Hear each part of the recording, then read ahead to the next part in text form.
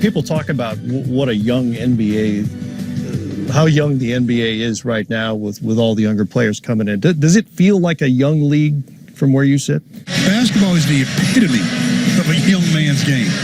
I think it feels like a young league. You know, you got all these guys called D'Angelo, the Kristaps, the Devin, and everybody's doing good. Everybody has been playing well, and you know, and then you got the LeBron who are much older. But I think the league is going back to those days again of being young and having young talents really dominating. How often are you reminded of your age playing in the NBA? Every day in the locker room, especially with someone like Tyson Chandler, been in the league 16, 17 years, and I'm only 20.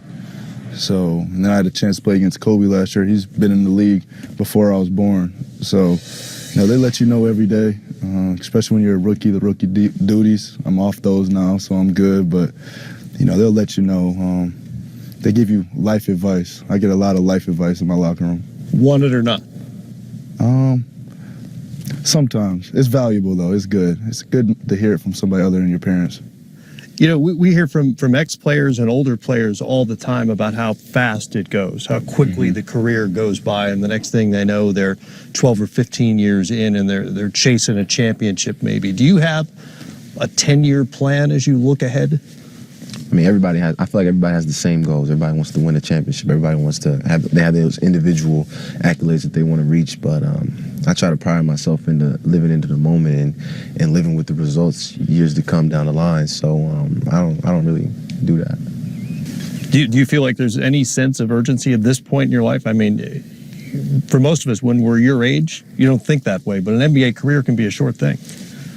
I mean, I think for me, sometimes I'm not the most patient person. So, you know, I just want to win a championship, and I want to win it sooner than later. You know, I want to have the opportunity to be deep in the playoffs and give myself a chance to be a possible NBA champion. So, you know, working every single day, you know, to be the best player I could be a better teammate, be a better leader, and, you know, just help my team as much as possible, make that deep run. I mean, for me, it's about taking it step by steps, you know. Missing 2 years, I've learned patience, how to stay patient. I'm like him. I didn't know how to deal with patience. I just wanted to do stuff. That's why I think I needed a second surgery, because after my first one, I just wanted to play basketball again. I just wanted to be on the court, and I pushed through what I wasn't supposed to. So I learned how to be patient.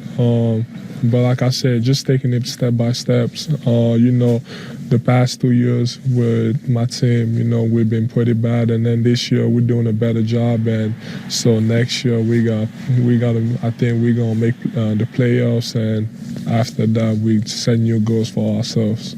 What was the toughest part for you during the 2 years? I mean, was it the rehab itself? Was it just the waiting around, the not being able to show what you could do? Well, Embiid, boy, it just lick your lips at thinking about how good that young fella could be, the third pick in the draft. I think it was a mix of everything. Not being able to play, going through rehab, that was really my first time hurt. I lost my brother too. At one point I thought about quitting. I just wanted to go back home and just forget everything. But I think it was just a mix of everything. Not being able to play, just dealing with rehab, and everybody in your ear, everybody following you around, telling you what to do. I was traveling with the team. It was hard to schedule. It was insane. I mean, I wasn't playing, but I still had to be all over the place. You guys are obviously all high picks, and you're all on teams that are looking to you to help turn things around. Faces of franchises. Do you feel the weight of that responsibility at this point in your career? We do, but I mean, I'm only speaking for myself. I'm sure the same way. We like that pressure. I think that's why, you know, we're in the situation that we are now. I think we all embrace it and just take it on each and every night. Just try to prove ourselves. We know we're young in this league, and we know nothing's going to be given to us. So every night, you know, we're trying to prove something. Even more so when you're playing for a franchise like the LA Lakers, right? I mean, they're not exactly the most patient folks out there in LA. Yeah, but that takes the pressure to another level. When they're not. You know what I'm saying? They're not as patient, and everybody wants the opportunity to play for the Lakers or be in LA or you know what I'm saying, live that type of lifestyle because that's what LA's like a home to the NBA in the summertime, you know. But like you say, the pressure is fun, you know. Like you said, a few of us up here were struggling as a team, and you got guys looking for you to turn the franchise around, but you also got other guys on your team that feel the same way, and nobody likes losing. I would say, piggybacking off the first question you asked us about what was the hardest thing, I would say losing in this league, you know, coming up. I don't think any of us in here were losers. College didn't really lose. High school didn't really lose. So when you lose in the NBA, it's like, dang, we lost. And then you rack up losses in a row. And then you're like, you look up and your record's not even that bad. You lost a few in a row. And then it's 82 games as a total. It's just like, you got to get past that loss and go to the next one. But being young in the league is just, it's something you got to deal with. Everybody was young once. You're never going to like it, obviously, but do you learn things from the losses? You got to. I mean, that's the only way you get better. I mean, you got to fail to succeed. You know, I never heard a person succeed just off of succeeding. You know, they never just continuously won. You know, you gotta fall sometimes to realize how you got to get better. So you find different ways when you lose to make yourself a better player, make yourself a better team, make yourself a better human being. So, you know, from losses that we've had, you know, even the loss I had in college, you know, it taught me a lot about, you know, humility, about, you know, taking the opportunity you have to the fullest extent and making sure you don't let any chance to do something great in life slip by. You're the perfect example of this. Rookie of the Year season, put up great numbers. The record's not where you want to be.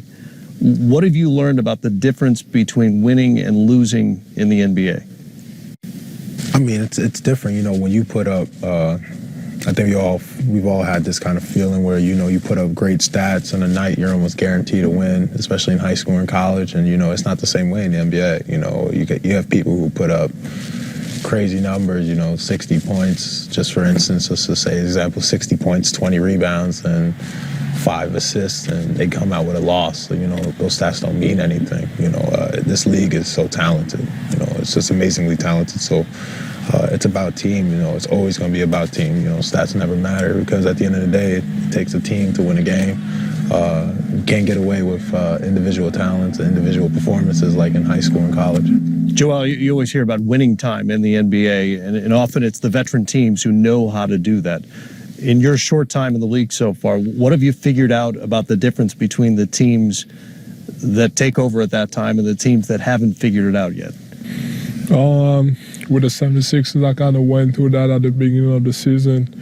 We couldn't close our games, and we were losing leads with like 2 minutes left. We can be up by 10, and then with 2 minutes left, and then the other team just comes back and beat us. So I went through that stage, and then lately, we've been doing a better job of closing our games, and even when we're down, coming back and winning games. So it's all about, like I always say, you got to trust the process. Trust the process from the crowd at Wells Fargo Center.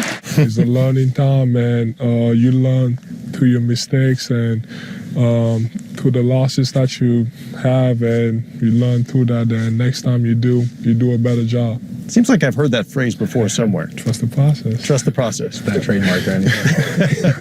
What about it, Devin? At the end of games, who winds up winning those games? What kinds of teams? Just what you said. Team with probably the more veterans. And what do they know that you guys don't know yet? I mean, they're just comfortable in that situation. They've been there before, and we can say all we want. You know, we're the best young players in the league. We're gonna do this. We're gonna do that. But till we haven't been to the playoffs, we haven't done it then. So you're playing against a team like the Spurs, or been there 20 straight years or something like that. You know, that's nothing to them. They've seen this situation before. They know what to expect, and they never get too high or never get too low.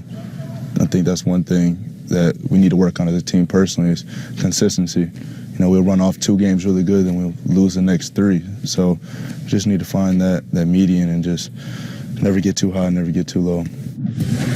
Post Kobe, being young, inexperienced.